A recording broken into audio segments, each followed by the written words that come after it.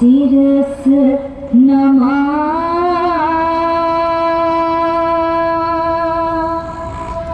අසමු තොටින් මුනි ගුණෙන් තෙසතෙමා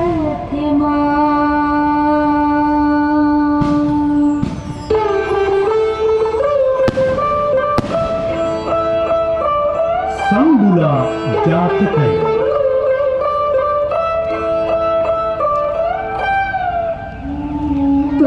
කතාව විස්තර කිරීමට පෙර අප විමසා බලමු පින්වතුනි, එහි සැලසුම නිර්මාණය පිළිබඳව මත.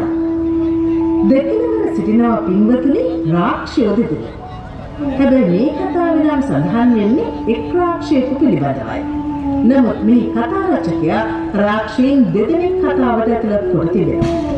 ඒ වෙසක් තොරණේ සැලසුමට අනුව. එයින් මෙම ජාතක කතාවේ අන්තර්ගතයට කිසිදු හානියක් නොවන ඇතැයි අප විශ්වාස කරනවා පින්වතුනි. ඒ වගේම තමයි කතාවට සමගාමීව රූකඩ සංදර්ශනයකුත් නැරඹීමට හැකි වෙනවා තොරණ නරඹන අප පින්වතුන් හට. ලොව කොතනකවත් නැති රූකඩ කලාව අපටම අනන්‍ය වූවා. දැන් එය අප වෙතිනුත් අභාවයට යමිනුයි පවතින්නේ.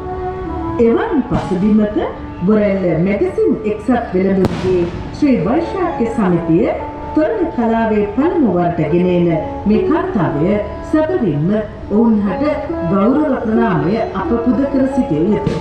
එලෙසම අම්බලන්ගොඩ රූකඩ ශිල්පී කලද ඒවා සමූලවම අපගේ ගෞරවාදරය පුද කර සිටින්නේ.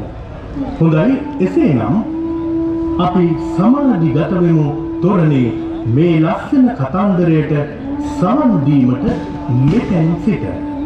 ජාතක පාළියේ සඳහන් අන්දමට දින භික්ෂුන් වහන්සේලා පිරිසක් කොසල් මහරජුගේ අගබිසව වන මල්ලිකා දේවියගේ අසීමිත වූ ප්‍රතිභක්තිය පිළිබඳව සංවාදයකදී තිබෙනවා. ඒකට සවන් දුන් අප භාග්‍යවතුන් වහන්සේ ඇය අද පමණක් නොව පෙර භවයකදී මේ ගැනීම ප්‍රතිභක්තිය නිවිසුවා නොවේදයි පවසා පූර්වාපර සන්ධි ගලපා සම්බුලා නම් වූ මෙම ජාතක කතාව දෙසා වදාලා පින්වතුනි, ඔය අංක 1 දරන සිටුම අපට පෙන්වා දෙන ආකාරය.